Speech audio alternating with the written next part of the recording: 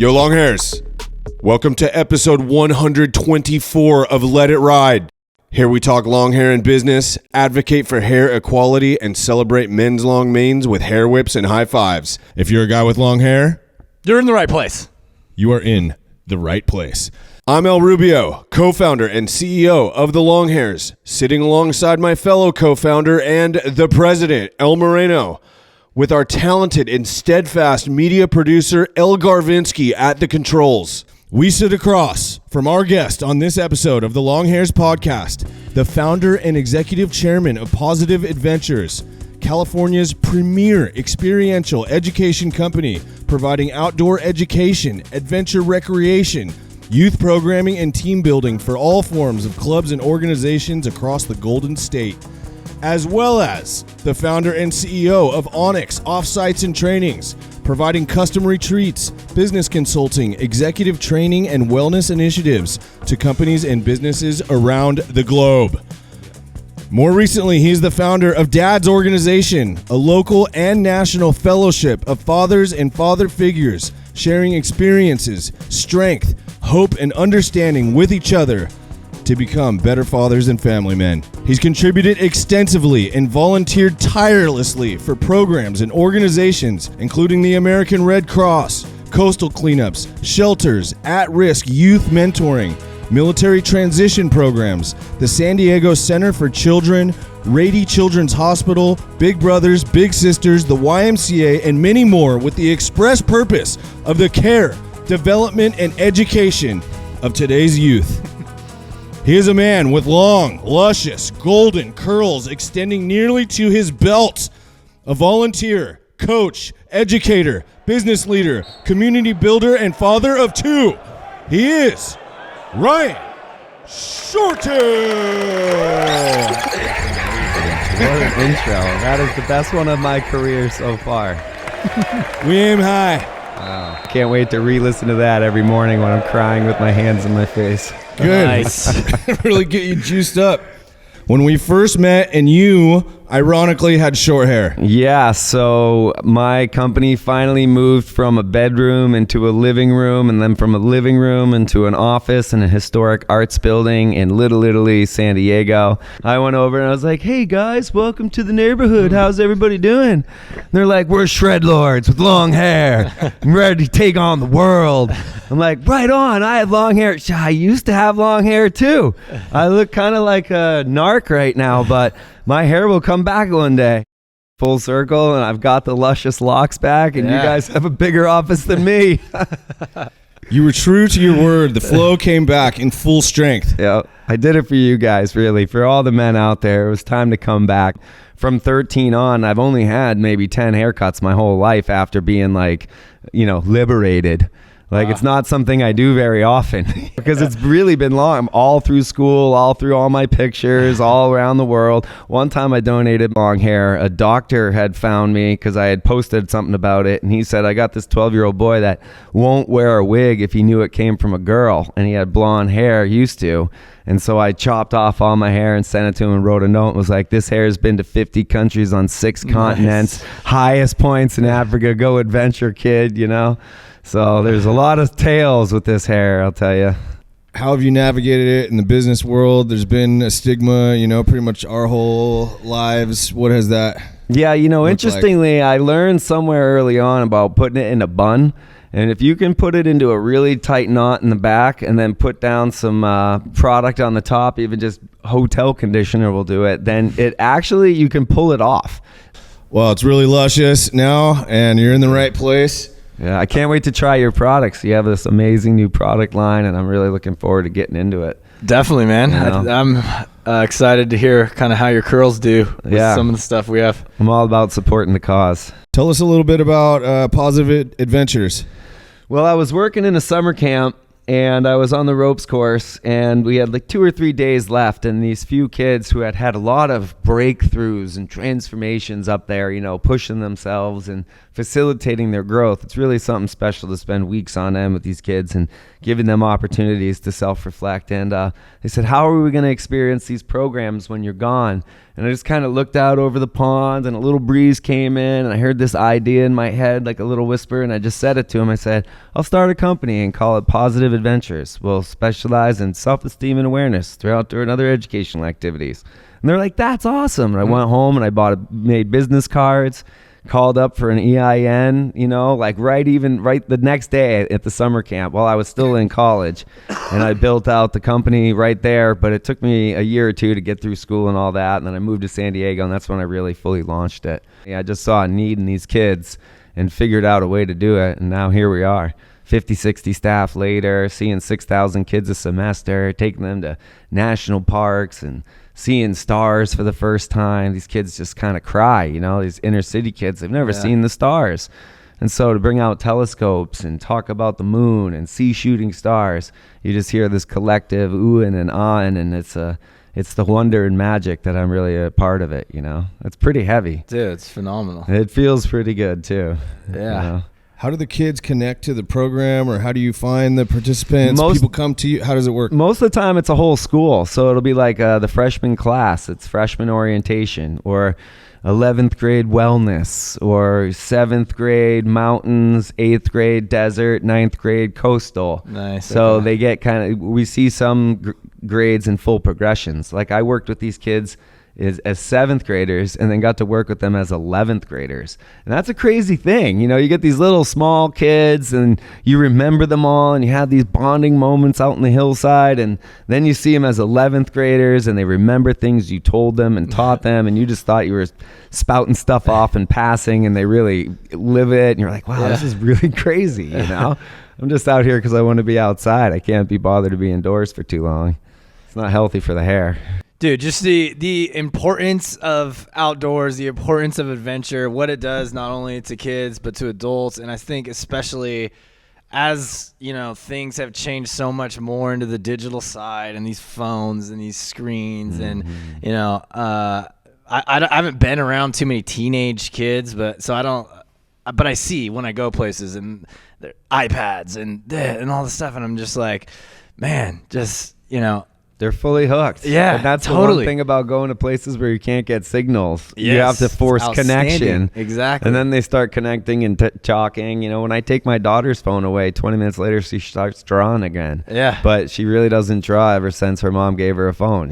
She stopped drawing. And then when I take her phone away, all of a sudden, art and creativity bubbles up. Yeah. And when we were kids, when we didn't exactly have phones, we all picked up instruments a lot of times, or went out and did art or skateboarded and got really played shreddy. outside. Yeah, I mean, it takes a lot of work to get shredding on a skateboard. It's like my daughter's just now trying it now, and I'm like, you got to fall 800 more times before you can get that. Yeah. Don't forget that. 850 more times at least. If you get it at 750, you're killing it. But don't think you're going to get this in the next 2 weeks. All right. Try 2 months. It's progressive. But those activities, actually, I think the progression makes people feel good about it, and they keep doing it. But we don't feel that progressive I'm getting better at when we're scrolling. No. When we're like doing TikTok and even just doing videos and even getting likes.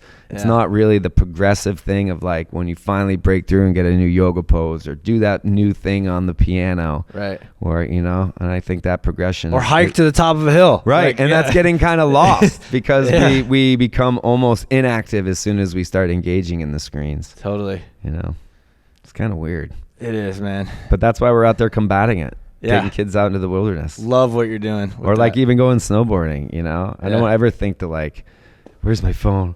I'm like, look at that line. Yeah, Woo! exactly. Yeah, so much better.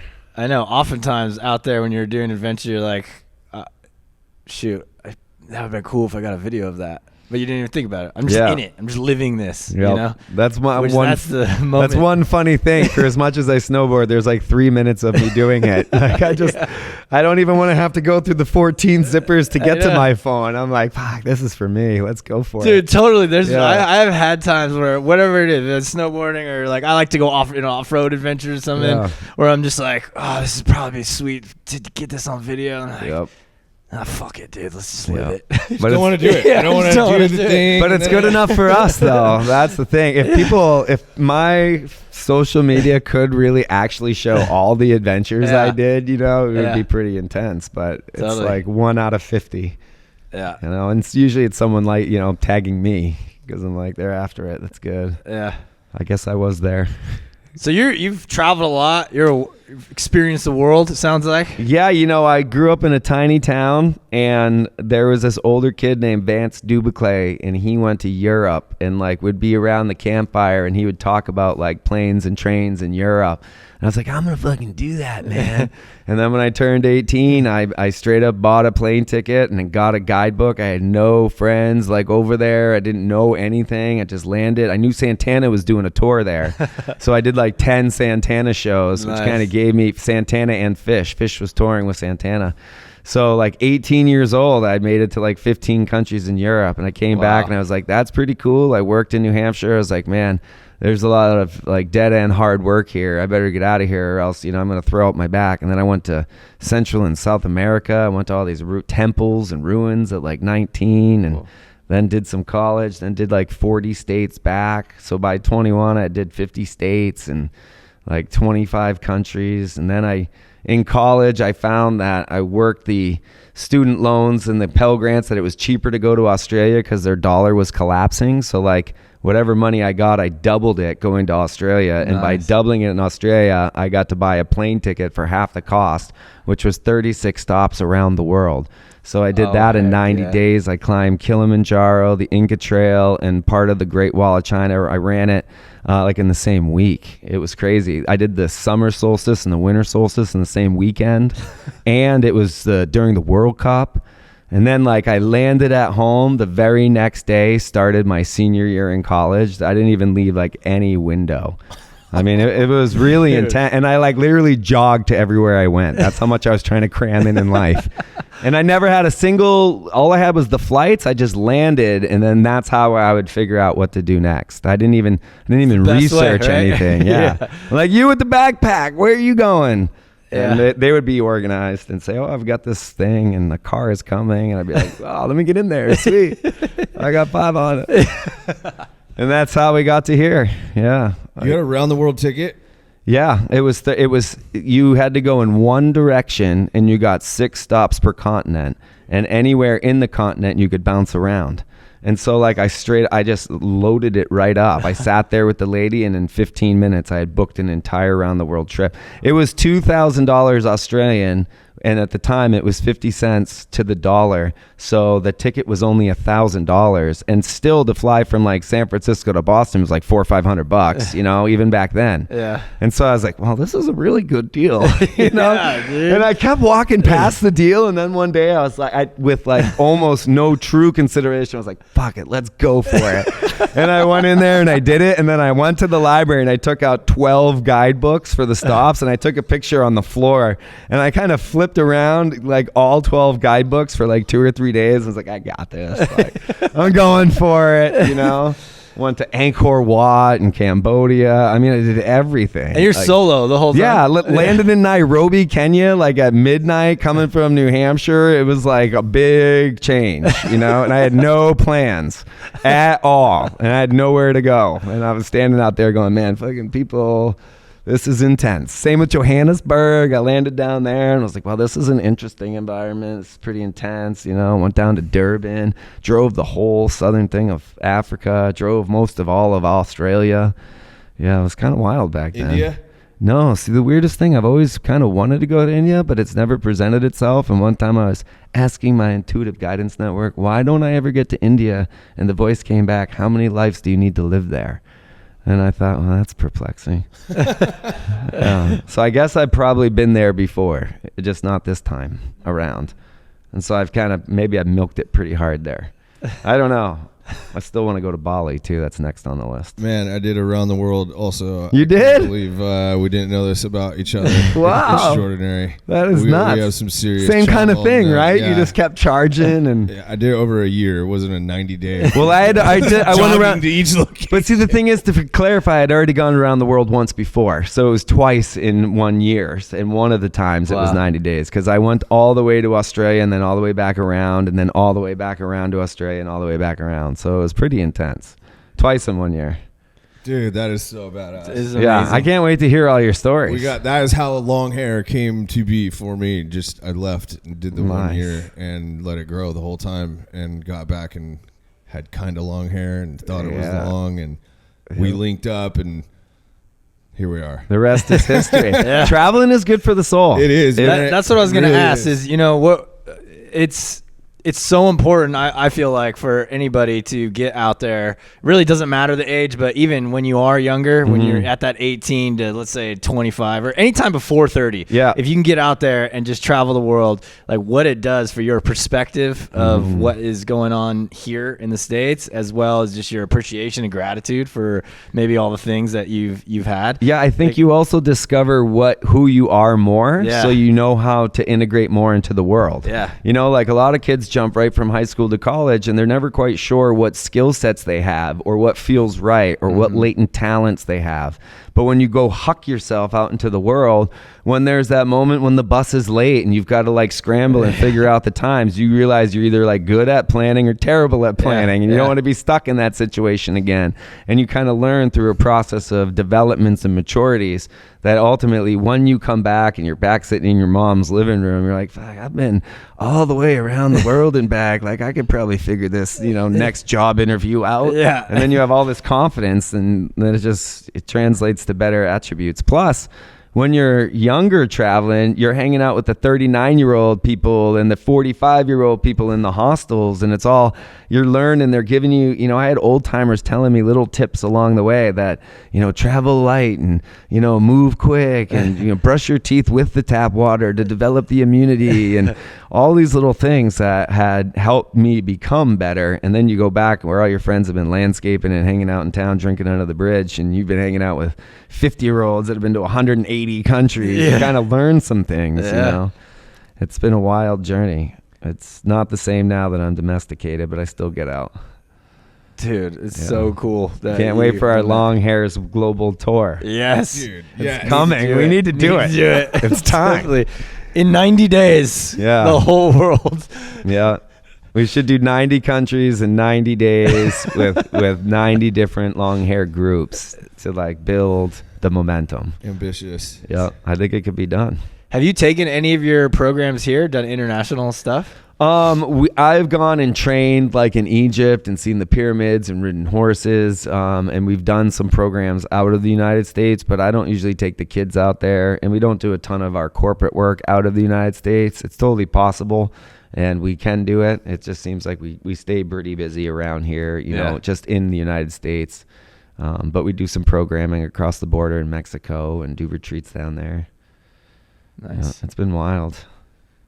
So would you say that all of that global experience has kind of brought you to the businesses that you've started? Like, Well, I think early on I wanted to be outdoors, so I studied forestry and realized I'd be just counting trees alone. So then I studied social work because I really wanted to help people, because I'm the youngest of 5 kids, and my mom was a nurse, and my dad was in the military, and service was big for them.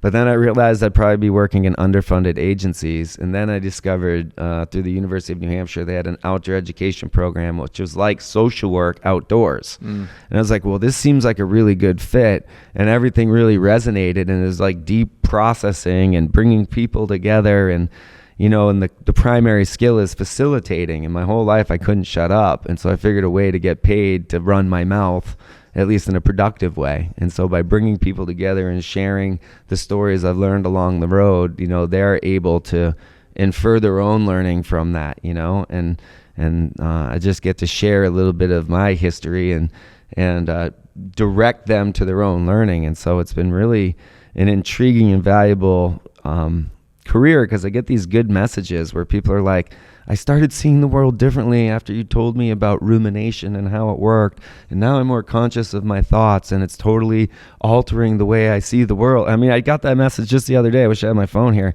It's like there's like the most beautiful things people say, and all I'm doing, blah, blah, blah, blah, blah, blah, try it over there, blah, blah, blah, blah. And it works, you know? Yeah. It really works. It's Touching lives, dude. Doing it with the hair too. I always pull my hair down at the very end of my corporate trainings, even when I'm in a suit. And I'll be like, and thank you for having me. I very much appreciate it. And I'll like walk off. Check this out. Every time I'm like, the check's in the mail. You hired a long hair. And they always, but then it becomes the conversation starter. They're like, I didn't even know you had 12 feet of hair under there.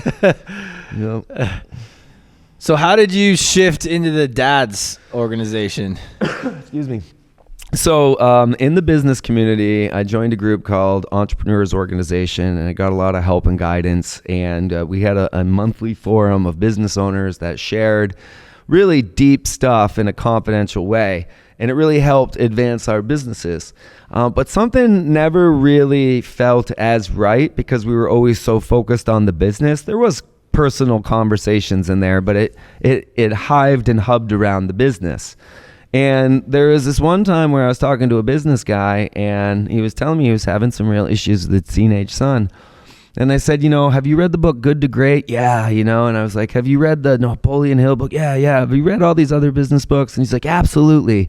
And I said, how many business books or how many books have you read on raising a teenage son? And he just blinked at me and kind of almost started crying.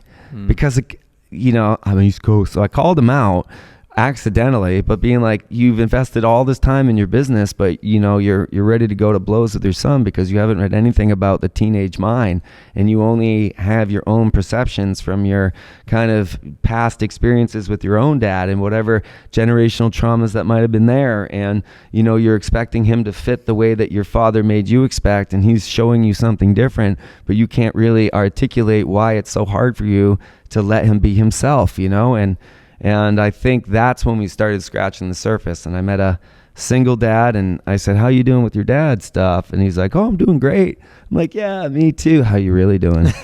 And he was like, dude, awful. And I was like, do you want to talk about it? You want to meet tomorrow? We'll meet at this park. And we met, and he said, dude, I couldn't believe you invited me to talk about this. I was so hoping you would just want to share with me. And so we talked about stuff, dad stuff, like, pros and cons and feeling goods and dealing with inadequacies and crazy kids. And he said, this is really good, man. I was like, hey, do you want to meet in a week? He said, yeah. And I said, bring a couple people. And he said, okay, I'll do that. I said, bring some dads. So I brought a couple dads, and then there was 6 of us in the park. And I said, this and this is confidential. This is how we roll. Let's do a one-word open, how everybody's feeling. Tell us something about that your father taught you that you maybe haven't really talked about. And one of the people had said that their father had been in prison, and I couldn't imagine. This guy's highly successful, really dedicated. And so it was really beautiful to see people open up, and all of a sudden a few people were kind of crying, and I just saw this ticker tape that crossed right before my eyes, and it was a whole entire business plan and how there'd be dads organizations in every single country in the world, and a remote fishing village in Alaska and one in Mumbai. And I started looking at how AA really spread all the way across the world, and how they're self-motivated, and it's AA meetings, and there's millions of members, and there's an AA meeting in a remote fishing village, and there is AA and NA in every single country in the world. And I thought, there are a lot of dads that need a lot of help, and I've building community my whole entire life, and helping kids with community, and helping businesses with community. But who's helping me? Because the company was born out of loneliness and fatigue. It was just me raising kids, and I didn't have my aunts and uncles and my parents nearby, and I was all the way across the country. And the NPR story talked about guys in their late 30s and 40s that lose some of their friends. And they focus on their business, and they just don't have that poker night, and they don't have that running club anymore. And then guys start to feel pretty disassociated, and marriages start to get real rocky, and kids recognize their parents aren't around. And I'm just trying to combat that. And I think that's how Dad's organization came around, and hopefully the future dads who are raising kids with that male support and that healthy masculinity and that opportunity to share how they're really feeling in a non-confrontational, not judgmental way will translate to healthier kids, which will be healthier communities with healthier heads of long hair. That's what we're going for. Like, we have the plan. Wow. I'm trying. I want to see it from the mountaintop. Love how you threw the long hair in there. That's pretty funny at the end. But honestly, man, extremely powerful. Really touches me as a dad. My kids are pretty young, so I'm not going through teenage stuff yet and everything, but it's all on the horizon. And I often think about the different phases of fatherhood. You got the baby phase, then you get into the toddler, and then you kind of have the kids, and then the teenager, and just how much I've learned in the last 5 years. My oldest is 5, and I just a lot of what you're saying is resonating. Imagine if your little cousin was like, bro, I'm about to have a baby. What should I expect? Yeah. You're like, well, let me tell you something. I got a 5-year-old. Like, wait till they get out of diapers and they run faster than you. Yeah. And that's the beauty of it. By having other dads going through those, we have in one of the forums, you have the full spectrum. We got young babies. We got people that are into college. One of the older guys once said, they'll hate you now to thank you later if you hold the line. You got to hold the line sometimes. Yeah. And I've gotten some great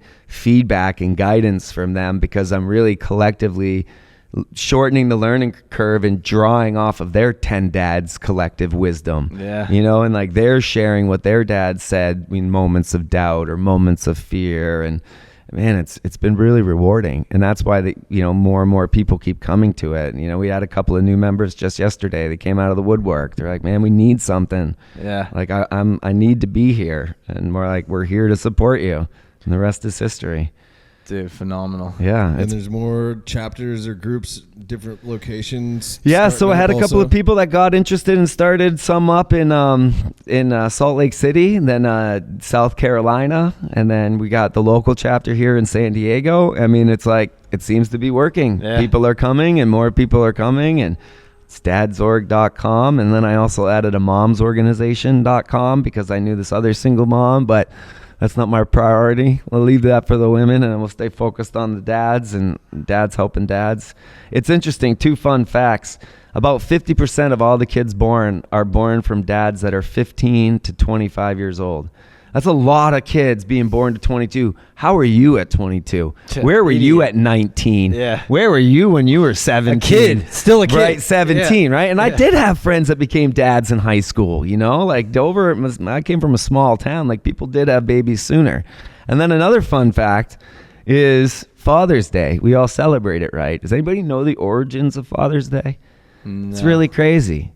There is this little girl who was raised by her dad because he was a widower. She was, her mom died, and they were in church, and they were talking about how awesome moms were and how awesome moms were the best thing in the entire universe. And this little girl stood up right in Washington State, and she was like, my dad raised me. My dad's gangster. I don't think she really said that. She's like, he's an OG.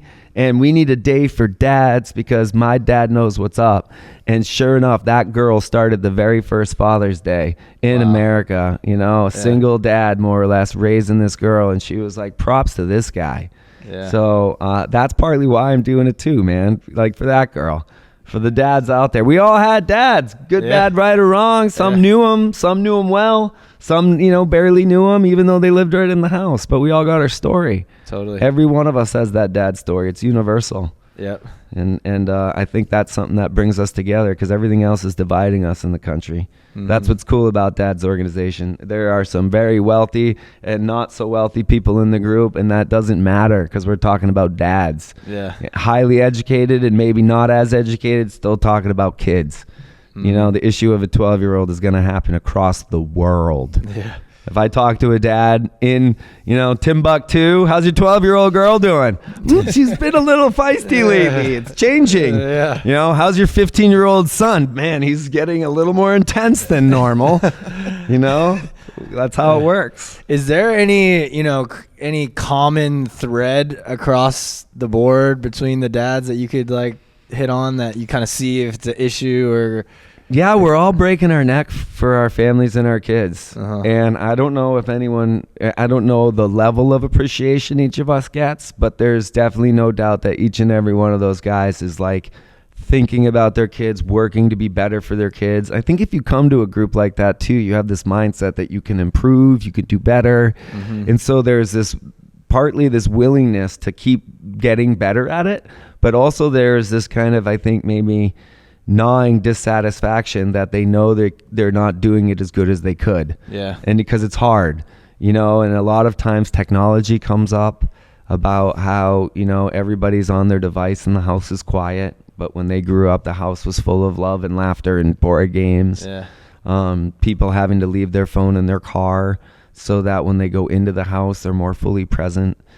And then age-specific challenges too. Yeah. Like a person was talking about how cute their 7-year-old was, and I have a 7-year-old, and my 7-year-old is so cute, and my daughter was the cutest 7-year-old. She is challenging at 12. Like Rosemary's Baby, her head spins around sometimes. They're like, "Why did you get out of my room?" And I'm like, "Whoa, just wanted to bring you a cup of water. I love you. I still love you. SOS, where's my daughter?" But it's cool. It's like, there's a lot of sweet kids out there, and she's still very sweet. But, people change, the bodies change. Like my daughter is almost as tall as me now. That's a crazy part. You get this little 5-year-old, and now they're talking about wanting to buy a car or where they're going to go to college. And, and then there's also the challenging landscape of friendships that change with the different ages. And then you have to really switch on to be really paternal because they're hurting. Yeah. My best friend said this about me, and there's rumors, or my so-and-so won't talk to me anymore. And it's hard, Yeah. My daughter the other day said, "What were you like in 7th grade?" And I was like, "Oh man, that was hard. I was a bit of a train wreck back then, Yeah. So I try to be very empathetic, and I hear the same issues. Fortunately, I don't think I'm as terrible as a father as I once thought I was, because everybody else is just as terrible. They all are wondering if they could be doing better or how to help their kids more. Yeah. And so it's more of a relief. Yeah. It doesn't feel as much of like it's me making all the mistakes. It's just part of it. Wow. If it was easy, it would be different. Totally. Yeah, what a mess. Nothing easy about it. No. Just like having long hair. Constant work. Yeah, exactly. So you built up some infrastructure around Dad's organization. You have a nice website. It's all put together. It's very well explained and everything, going from just like a few meetings with you and one other fellow building over time. Yep. And the traction has really come in here. Well, it's interesting because I have a friend who's my COO who is the single mom in Germany. And she was just like, I kept saying the small version, let's just get a single page up. Let's just get like a little marketing material. She said, "No, we're building this to the vision you told me. Like this thing needs to be ready to like take on 10,000 new users a day." I'm like, "Are you serious?" She was like, "Do you want to play small? As soon as you stop being who you are, you make room for who you can become." And so we probably invested more than I ever would have wanted to in building out an infrastructure that does make it substantial and ready, and it could take on 10,000 users in a day. And thankfully she has the German engineering mind, and I'm more like the Picasso mess, and it really works for us. And so it has been pretty big infrastructure. We have like 6,000 TikTok followers, and I don't even have a TikTok account. I don't even know where it came from, but I know it's helping people apparently. I don't know. Yeah. We have a lot of dads with long hair in our Longhairs community. How can they, if this sounded appealing, interesting, what can they do to check it out? Sounds appealing to me. Yeah. Where do I go? Well, it's like an easy sell. How do I make it so that your life doesn't run off the rails and you don't totally destroy your children's childhood? Are you interested? Easy. It's $100 a year. Like it's nothing. Excuse me. So you can find us at dadsorg.com or just Google Dad's Organization. We've got Facebook and all those other pages.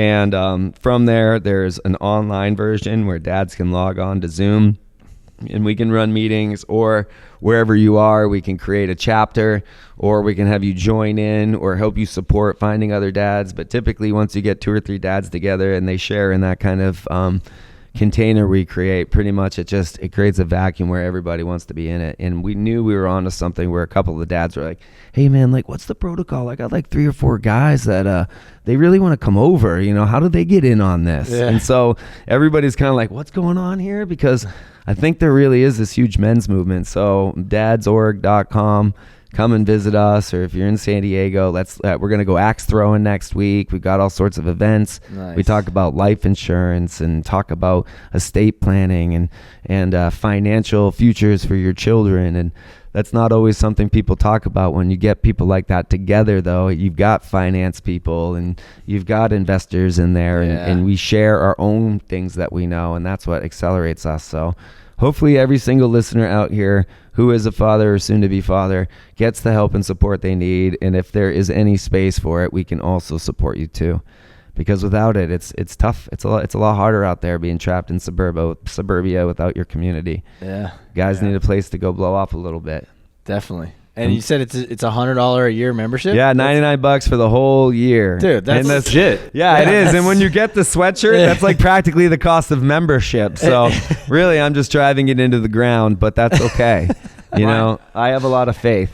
I wanted to give you props and credit because a lot of the AA programs and the ACA programs kind of develop this safe space, but then it creates this pool cycle of victimhood and just like there is some growth and support. Mm-hmm. But I like how dads provide the solution for everyone to move towards. I think that's really powerful. Yeah, thank you. When people say this is something I've been working on and I need to be held accountable, we line them up.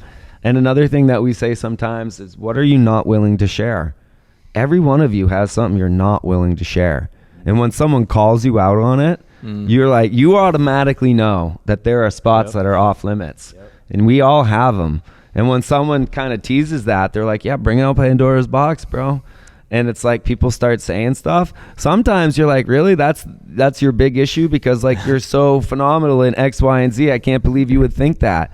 But other times you're like, wow, there's a lot to unpack there. And I could see how that's very complex.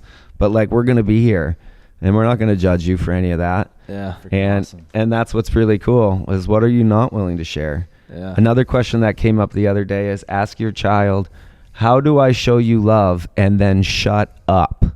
That was how it was presented. Mm-hmm. How do I show you love? Shut up. And then don't say anything. Listen to the kid. If they sit there for a minute and don't say anything, don't say anything. Just keep your mouth shut after the question. And after a minute, after 3 minutes, or right away, they will give you an answer you never saw coming. And they say things you would have never have felt that you could feel by the way that you show them love. And I learned that at Dad's Org. My family is directly impacted by that simple prompt that I learned. Yeah. You can share that with your partner. You can share that with your kids, and you can reframe it. How do I show you support at work? And see what your coworkers will say. But shut up. Don't say anything after. It's framed that way. You have to make sure you keep your mouth shut, or else you're not giving the space in the air to let the person fully process. Yeah. Heavy stuff. That's great. Yeah, this long hair makes us love hard. Makes us love strong. It makes us take it to the next level. Interestingly enough, in like the yogic traditions and so many other traditions, like long hair brings you closer to God. The hair is sacred. There's so many religions where beards and hair are important. And you look at early First Nation people and even just way back when, we were walking around with dreadlocks all across European nation, 50,000 years ago. Our hair would have just dreaded. We would have just been hanging out up there with our stick and our, our rocks, and we all had long hair. It wasn't like people were going to go get styled. Right. They're like, that shit's getting heavy. Like, chop it off, Like big dreads, probably. So I think long hair is a lot of part of our cultures for millennia. Yeah. We're just carrying the torch. Awesome. So you guys got the Dad's org rocking. Yep. I think of my wife immediately because I'm pretty blessed to work around all these guys. I also have a really core group of friends and just kind of have a lot of, support there with friends and coworkers. And then my wife really doesn't have any friends. I think about this often, she doesn't have any really close friends that are she could just go have coffee with. Yeah, or glass a lot wine of or women get something. devotional to the kids and to the Yeah, family. that's it. It's and like then- the kids are her friends, Yep. which is, I don't think, the best thing, you know. Yep, that's why there's moms organization. Okay, that's what I was getting at. Because that's the whole key, right? Is that we can't just help one side of the equation. And my goal was similar to like bridging social economic gaps, is eventually having moms org and dads org having bridges of exchange of understanding the consciousness of both, because a lot of it's universal. You know, like a guy wants to feel appreciated, and you know, like a woman would like their partner to give them some sense of security, of emotional attachment, like you're going to be okay in my arms kind of thing. And if we can bring moms together and supporting each other, then there's going to be less trauma for the kids. Mm-hmm. And if we can get dads to come together and support each other, there's going to be less trauma for the kids and for the wives and for the women. Because women ultimately are the ones who suffer from men who haven't healed their traumas. Yep. You know, they you know, become outlandish and they have blow-ups and they assign blame. And these women are like, I just want to love you and raise these kids, and men have all this trouble that they've had to carry, and vice versa. And so I think ultimately when women have support, they can come back to their families in a more refreshed and stronger sense. Yeah. And when men have the support, the same. But then when your partner knows the language of sharing from experience and in confidential settings, and you have the experience, then you both understand, you know what you're both getting out of it. And so you support each other going to those meetings. Yeah. It's not like something you get to have and I don't get to have. It's we both get to look forward to our own time to maintain our own individual identity. Yeah. Because that's what the challenge is you lose your identity in a family structure sometimes, or you lose parts of who you were to make room for new parts, but you still need to make sure that you're looking out for yourself, because self-care is not selfish. And I think as parents, we self-sacrifice to the point where we give up our hobbies, our interests, and and things that we love start to go to the wayside. And then ultimately we're grumpy. Or the kids are like, Dad, why are you being such a dick? And you're like, 'cause I haven't been in fresh powder in 2 months. Damn soccer schedule has been killing me. Why do you want to play soccer? Why can't you ski? Tell your team it's POW in 3. That's great. Yeah. Dude, that's phenomenal. So you are seeing a lot of married couples taking part in the mom's org and the dad's org. That's phenomenal. Yeah, and I think the thing is they have to respect that it's confidential. There's no pillow talk. Yeah. You know, if somebody has, God forbid, a miscarriage, you don't want to potentially have that leaked out somehow and have it come back to them if you are sharing that in confidence. And so that's what the confidentiality is all about. It's about knowing that you can share something that won't really get out. And then that in that security, you can express more, because no one's going to lash out at you if you think X, Y, and Z. You know, I knew a guy, he was embarrassed and ashamed, and he was dealing with all these terrible thoughts and guilt. And I talked to him about it, and I really dug deep on it. And it came down to that he wanted to work on his dirt bike at 2 p.m. This is like a high-end type business guy. Yeah. And he was like, I caught myself watching a YouTube video on a carburetor, and it was like 2 o'clock. And he started berating himself and putting himself down. And I said, bro, that's like internalized capitalism. Like, you wanted a break. You have a hobby. You make like a freaking $1 million a month, and you're ashamed that you took 20 minutes to like work on a hobby. Yep. Like, come on, you got to shake out of that. And I think a lot of guys feel like they have to just do all the time. And sometimes you have to be. In a dad's org, people just get to be. We eat awesome food, and people kick their feet up, and everybody laughs for a little while, and then we dig deep, and then we kind of come out of that, and then we plan all of our next meetings, and everybody hugs and says cool things, and then away we go. And then the next day and following days, people are, that was a great meeting, and I really took this to heart, and that's really going on. And we need more of that, because when you turn on the TV, it's like, your neighbor hates you. Yeah. This guy's an inch taller than you. Hate him. Everybody should hate everybody. Yeah. Buy our bombs now. It's like disgusting. It's just so much. I just want to have I want to bring it back to the 60s where we held hands and sang songs. And, even if I'm an idealist, I think it's possible. And it starts in the family. Yeah. We got to be the change we wish to see. Yes. And so if we can be better for our kids, they're going to come up better. And if we're pricks and stressed, our kids become stressed. Mm-hmm. If we're on our phones all the time, our kids are on our phones. I never knew how much it hurt my kids until my daughter got a phone and I saw her on it. She like no longer was in the car with us. And I thought to myself, I've been doing that for too long. I'm really ashamed of that. Yeah. And now I put my phone away more because I'm battling her phone. Yeah. But they told me, put your phone away, Dad. I'm like, I'm an entrepreneur. And in order for me to be able to do all these fun activities, I have to occasionally close deals. So just give me 2 minutes and I'll see your recital later. They're like, Dad, I already did the part. Don't worry, someone's got it on tape. I'll check the tail of the tape. Yeah. I know. But that's a universal parenting thing. Yeah. Tell me you haven't been on your phone once when your kid's like, Daddy, look at me. Yeah, for sure. You know? Yeah. I've really consciously been trying to be much better about that, but still, it's like it's inevitable. Like it just freaking. Now imagine your dad holding a phone throughout your childhood. Yeah. Because none of our No. parents did. We're old enough No. now where like, just imagine if your dad was like, just a minute, son. Yeah. You know what I mean? Like they were always available. Right. The parents were kind of always around. They were. I mean, maybe they were watching the news or cooking dinner or something, but it wasn't like they were that distracted. A lot of football. Watching a lot of Yeah. football. My dad would read books, just sit there. I'd look over and like, there's my dad reading a book. Okay. Yeah. You know? And then I'd read books. I'm like, oh, it seems like this is what people do. You know? Yeah. And here we are.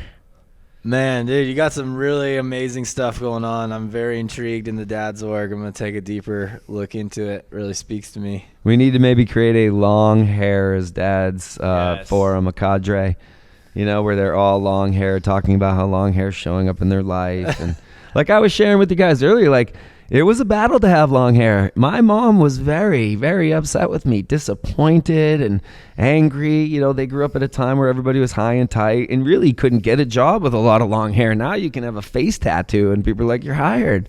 Yeah. But like I had to put up with a lot to have this long hair and get racially profiled by the cops, you know, like they'd want to pull you over and search your car just for having a ponytail, you know. You got weed, man. You got Yeah, dope. It was just never ending, you know, never ending persecution just because my hair looked different. And it was even harder for the people in the 60s and the 70s that did it. I think Bob Seger thinks about it. I mean, it's pretty easy now. Yeah, In this grand especially in scheme, California. Way more. Yeah, I mean, I keep sushi rolls up back there. Like, I've got surfboard wax I can pull out. This is Cali. Yeah. You know, they almost wonder why you don't have long hair, you know? So you guys are in the right spot, you know? So I said in the beginning, if you're a guy with long hair, you're in the right place. I think this, pound for pound, this is probably the longest hair in America, Southern California, you know? I bet. It's got to be up there. We don't have those figures in hard numbers, but We should check that out. we should. Yeah, because there might be some really one-off where like Wisconsin kept the mullet alive and well, so it's like, Yeah. you know, really prolific up there. So I don't know, Colorado's Boulder. a contender. Yeah, Boulder totally. I was thinking up in Oregon just by Heavy beard hitter. hair alone, you know, Yeah. because that's still long hair. Once you get a couple feet of beard I think hair. Texas would surprise you. I don't know. They threw beer bottles at me when I was hitchhiking through Texas. They did not like my long hair. Get a job was something I heard for like every time a car drove by. It was either like a beer bottle or get a job. I was like, I have a job. I got I mean, we $1,000 can bucks in base my it off pocket. the places we ship to. Oh, really? Yeah. Yeah. I mean, that's our hard number we have. Does that Interesting. mean it's all guys? No. Yeah. But But- Texas, maybe there's a long hair cowboy edition. I could see that. They bar the kids from school. There's this whole thing where they'll put them in school suspension unless they cut their hair. Boys, Wow. in many places in Texas, there's lawsuits and stuff. We've advocated about this for a long time. Yeah. I have no doubt that there are many long hairs though, but they are dealing with it harder than we are here in Southern California. Yeah. Fair to say. Yeah, speaking of hair, just for a second, let's just shed a little bit of light on the Iranian women that are letting their hair down for the first time, you know, and just the insane persecution over that. Because they're long hairs, too. They're on the team, you know. They're ladies, but their hair goes to their belt loop, too. And they're not even allowed to show their hair. And they're just letting their hair down for the first time and having consequence. And we have the freedom to, you know, walk around with full-on combed-out hair and making a mess everywhere we go. So it's like, Yeah, they're experiencing real. yeah, persecution. long hair persecution is still occurring around the world and in Texas and other associated places. But, you know, we're leading the way. We're out there. We're showing them you can be professionals. You can have long hair. There's businesses to be had around long hair. And I think the world is more accepting of it. Yep. Like, so it's really mainly up to you. It's up to you guys to keep up that trend. We need you out there on the front lines. 100%. Yep. That's really true. I'm proud of you boys. You're doing your own acts of service for our great giving country here. Man, I feel like we got so much more work to do, though, after hearing everything you're doing. I'm like, we're not doing nearly. Hey, but the long hair is coming, though. Like, it's in vogue now to be a guy with long hair. You know, the hipsters and the man buns, that was the society trying to put down those guys from being liberated. And now there's more liberation and more long hair. And I think it's a sign of the times that we're not giving in to the fear anymore. The manipulation that you won't get a job with long hair. Now you will, because you seem more proud and more able and more confident. Yeah. And you're less likely to run with the pack. And you're a stand-up guy. You're going to be that lone wolf that's proud to have the long hair. You do things right. You Yeah. do the right Although I things. don't know where the long hair shows up on the dating apps. There is probably data around that. I read somewhere it's like only 10% of women like long hair, but maybe that's changing.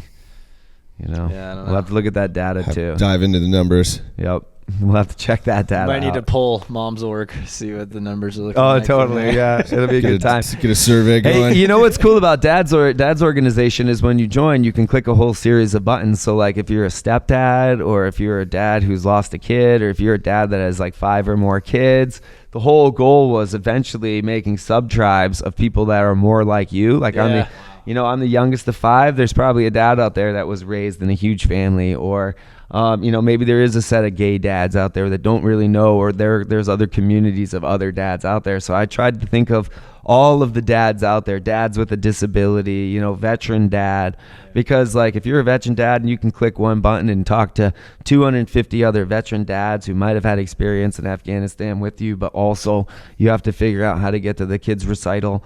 Like, I think that's the kind of community we need to make more of, micro communities, which foster greater bonds of connection, so that eventually it's so braided that this divisionist people out here can't take us apart.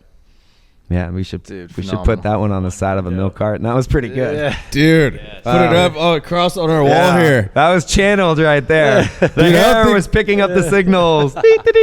We could not have a more pinpoint guest on Let It Ride. Really, everything you're speaking about just really works in concert with our values and what we're doing as an organization. Caring is caring. You nailed in on some of like our deep purpose of advocating for long hair and stuff, and you're an ambassador for the Longhairs. How did we not have you on until episode number 124? I will never know. Well, this was the one that was meant to be, because remember, nothing that is right for you will ever pass you by. And so this was the moment that we've been waiting for this whole time. The gestation of our businesses finally coming together. Now we're grown-ups, leading the way. We're no longer the juveniles. There's some kid that right now that's 15 with long hair that's like, yeah, man, these guys know what's up. Like, I'm doing it, Mom. No, you're not. I'm doing it. And then here we are, letting them know it's okay, young buck. Get your hair long. Do what you need to do. Take care of it. Shave occasionally if you need to. And, as long as you use the product and it comes out all right, you should be fine. Yeah. And we're here to tell you that you're going to be cool doing it. And come to Southern California and learn how to surf. Well, dude, a perfect opportunity to come to Southern California is going to be 1 year from this week at the Great Cut. After hearing everything about Dad's Org, Mom's Org, Positive Adventures, I think we got some type of collab or sponsorship or something to do together. There's going to be a lot of moms there, a lot of dads there. And this week we are celebrating our 3-year anniversary of the Great Cut. 4. Which are 4? 4-year anniversary. Okay, 4-year. 2019-23. Yeah. 4 Wow. years. Tomorrow. 4-year anniversary and 1 year countdown. Nice. It's year 1 with me at the helm with you guys. Let's go. Yeah. It's partnership. It's a good ship to sail. We need all the help we can get to make a difference in all the lives of the people here, because so many people are thinking about themselves, and then there are others that are really thinking about the rest. And when we think about the rest, when we need help, they're thinking about us, and we'll all be supporting each other. That's what we're going for here. The Great Cut. You're familiar with it, not intimately. I heard about it. Jefferson J was telling me about it too. Nice. Our boy, Jefferson J. Yep. Shout out to the guy that brought us back together. Yes, he did. And gave me the Soundwave hair tie. I We feel like couldn't I go have a without new spirit mentioning. animal with this one. When I put this one on at concerts, I feel like it's war paint. You know, I'm like, I'm about to dance, and it's going to be the sound waves that are going to get me there. Got the vibes in Yeah. there. I'm fully connected to you guys, channeling in when I pull it back. Yep. Yes, dude. Well, 1 year from tomorrow is the Great Cut 2024. What your involvement will be remains to be seen, but I have I no might have doubt to cut my hair. there is going. Donate. We hope that you will cut and donate with us, though we're not going to require anyone to cut their hair, but however you're involved, you're going to bring an influence, and I think this show has really illustrated that you and your cadre. You're a man of the people. Power to the people, man. We the people. It's based on the American values. I'm from New Hampshire. Live free or die. And as long as any of my people are oppressed, I am not doing my job well enough. And so in order for us to all live free and die, we need to make sure that we liberate all of those different captives wherever they may be. You are not forgotten. You are not left out. Wherever you may be hearing this, just know that you matter, that we care about you. And together, you know, if you're not feeling great, go out and help someone and see what happens. And the more you help, the more you'll reap the rewards. We're in this together. Let's go. Hell. We the people. Boom! I don't We think the we can end it any people. better way. He is Ryan Shorthill. For the long Short hair. Hill on Let It Ride. Thank you for joining, bro. It's great to have you here. This has been just outstanding. Until next time, God bless America. Amazing show. Thank you, man. This is keep awesome. letting it ride. See you, boys. See you later.